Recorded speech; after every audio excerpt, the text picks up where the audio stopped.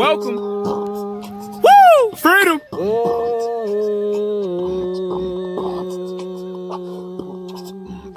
Alchemy. Science. More life. Beirut just, in some fashion, got leveled. And you could see the explosion right there. And, you know, on one behalf, I just got to openly say, like, that's not okay. An explosion of that caliber, it takes a massive amount of planning. I don't know the details. I don't necessarily understand fully the political climate. I don't fully understand the collapse of the economy from the surface level research that I've done. But what I can say that on some levels, this is absolutely not okay. It takes a lot of disdain in a human being's heart, or a collective of humans, because I'm imagining there's more than one within this Beirut massacre, you know, this Beirut explosion. Seems like thousands were injured, maybe dozens were actually killed. But to see that explosion, it's quite frankly terrifying. It's terrifying. You know, at first you just see the little buildings on fire and some smoke clouds, and then to see that extra radius blast that it hurts so many more people in the process is terrifying. And it only goes to back what I really already believe, that not only is the Third World War here, it is active, and it is the spiritual war. The spiritual war is the third global war that we are facing. And I said this just yesterday, and I'm going to say this again, because if anyone didn't hear it, as I said it just amongst friends, I feel like I do need to say this publicly now. COVID, Black Lives Matter, Beirut, the child pornography, and the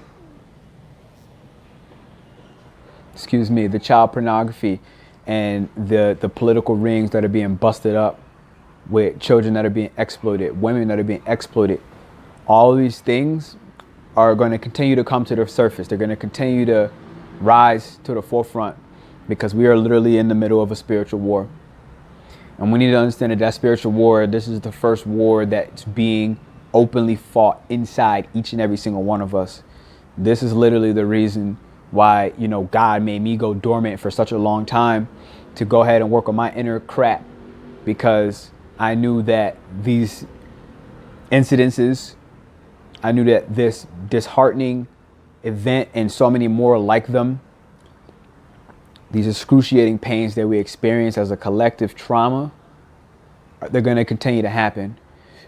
And they're going to continue to happen for one simple reason: because everything else is not working. And at this point now, we're at a stage in humanity where this age of the Aquarian is really coming to the forefront. And for all of us to be better humanitarians, I'm telling you again, there are going to be more global catastrophes that are going to occur, like this Beirut explosion. So again, I'm going to stay out of the political climate and the collapse. I do want to send some prayers to the Lebanese people. I do know some Lebanese people. I've met a few around the globe. I've met a few back in my home state. Gabe is actually one of them. And I want to send condolences to all those families of the people that I don't know and people that I do know. And I want to just say that, you know, I'm putting some personal prayers up for you in this current explosion, this current, quite frankly, catastrophe. It's a disaster. And it's saddening, it's disheartening, and at the same time, in some ways, I do feel detached from it. Not because I'm not Lebanese, not because I wasn't just not there in the explosion, but because I foresaw this, I foreshadowed this, not this explosion specifically in Beirut, but not the specifically Black Lives Matter and George Floyd dying, not specifically COVID, but that there were going to be some catastrophic events, things that are going to be impossible to ignore, like this explosion, like Black Lives Matter, like the spiritual war and the turmoil that's going on inside of each and every one of us. And as somebody that is here to help you, the listener, the watcher, the fan base, to sharpen their tools, to sharpen their mental space, sharpen their physical space, and especially sharpen that spiritual space, that spiritual freedom. And when I speak spiritual, I pretty much, and I'll say this again always, I always mean self with an adjective following behind it. Self-sufficiency, self-reliance, self-love, gratitude for yourself, everything with self. It's all an internal battle. This is the battle that we're facing. Because as we come together as a collective and we start healing these wounds that we have internally, this external mirage of violence, this external mirage of chaos, this external mirage, and I'm saying mirage intentionally, things that are blocking the intuition that you all have, the illusions that are present, the attachment that we have to the outcomes and the attachment we have to the ego. These are the reasons that explosions like this happen. These are the reasons like COVID, Black Lives Matter, and other catastrophic events happen. These are the reasons that deaths are rising. When we really look at the stats, there aren't really, quite frankly, any more deaths than there has ever been in the history. Granted, in relation to population rising globally. But with that being said, it doesn't mean that the severity and the intensity of the chaos that we are experiencing does seem to just dramatically increase. That's a completely different story. And what I'm saying to you right now is we need to find that space in our heart to let the grieving happen. The grieving of our old habits, the grieving of our old ways.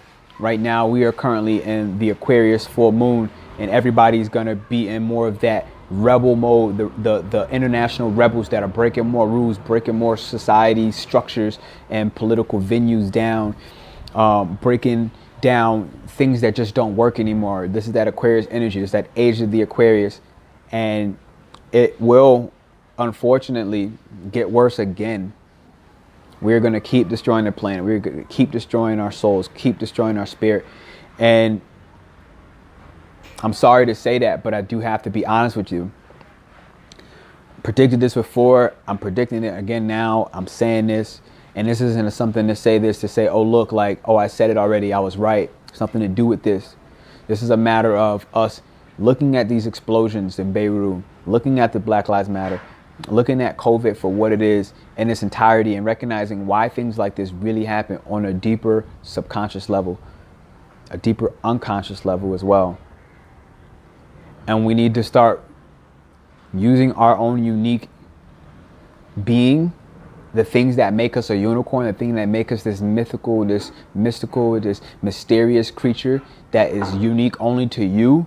We need to start using that unique behavior, because until the day we do, these are the type of events, these are the type of catastrophic events that are going to happen globally, internationally. And before you know it, from a cosmos, from a space level, it's going to begin to happen. Before you know it, I mean, they already got the spaceship, so we need to start waking up.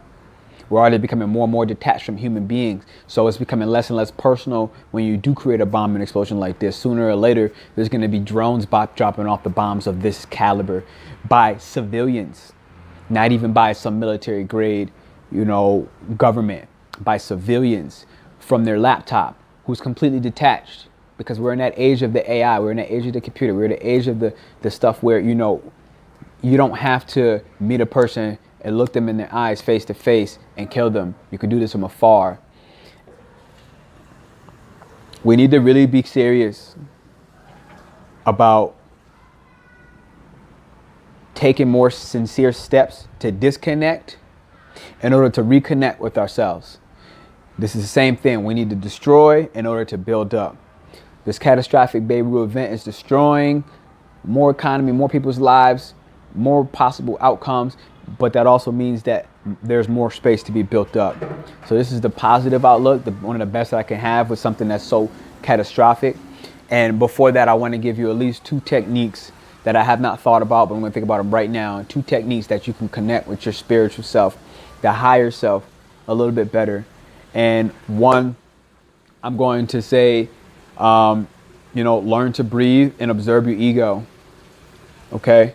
Because until you breathe, you're going to have your emotions. They're going to be running high, and you're going to respond from that emotional space.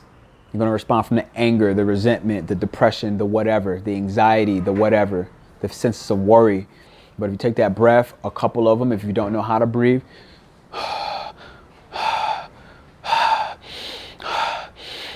expand that belly on your inhale.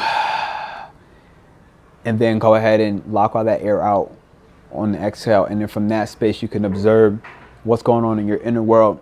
Okay, that's my first tip for you. My second tip is to listen more than you speak. Okay, listen to people when they're talking. If you don't want to listen to the person when they're talking, don't pretend to sit there and be listening. If you don't want to listen to the person that's talking in front of you or that's talking to you, just tell them, I don't want to talk. Tell them that I have things different that I want to do. Or tell them that, like, I actually want to be around you, but I just don't want to have any words. But if you are talking with somebody, if you are listening to somebody, listen to them. Don't just hear them in one ear and out the other. Listen to them. Retain information. Stop trying to respond or think about how you're going to respond before they finish what they're saying, what they're doing. The reason why that second tip to listen is going to help is because you never know that one person who was on the edge. And I've personally been that person in my own life that's been on the edge where I needed somebody to listen and they didn't listen. And it's not their fault that I did any of the negative or the volatile, the whatever actions I did. I don't have a certain instance in my head right now. It's not their fault that I did whatever I did in those scenarios. But I can also say from a personal experience, and you could probably relate with this as well, if somebody would have gave you that listening ear when you needed it the most, you maybe would have made better decisions for yourself. And we need to really fortify and strengthen our inner self in the middle of this spiritual war so that we can cease the succession of events that just happened in Beirut with this explosion. All right, those are my 2 tips for you. Number 1, breathe and observe. Breathe first, get the emotions out of the way, and observe what's happening. Just look at the facts, ladies and gentlemen. Don't look at anything outside. The facts, what's real. And step 2, listen more. Okay, listen more than you speak. And be honest and be genuine when you don't want to listen, to either remove yourself from that situation. Don't pretend to be playing on your phone or actually playing on your phone and intentionally ignoring that person, because you never know when that person might be one step away from something like another Beirut. It's PernellBobby checking in, ladies and gentlemen. I'm not happy with what's happening in the world, but I do accept that this is the reality and this is what's necessary in some sense. And I'm only here to tell you right now that you need, in my personal opinion, because I'm not going to force you to do anything, to really look inside yourself and to start healing that inner child, start healing some of those wounds, heal some of those things that builds up over time until you explode. Whether that's a physical explosion like Beirut, whether that's a mental explosion within your own mind, whether it's an emotional explosion from you on top to another person projecting your BS that you didn't handle, or whether it's something worse altogether. I really hope that you start recognizing that this is the Third World War and this is the spiritual war. It is on your doorsteps, ladies and gentlemen. And you do not know when it's going to be your state, your country. So do your best to spread this information. Do your best to do your best. I love you all. Beirut and all the people of Lebanon, you have my prayers. I'm looking out for you.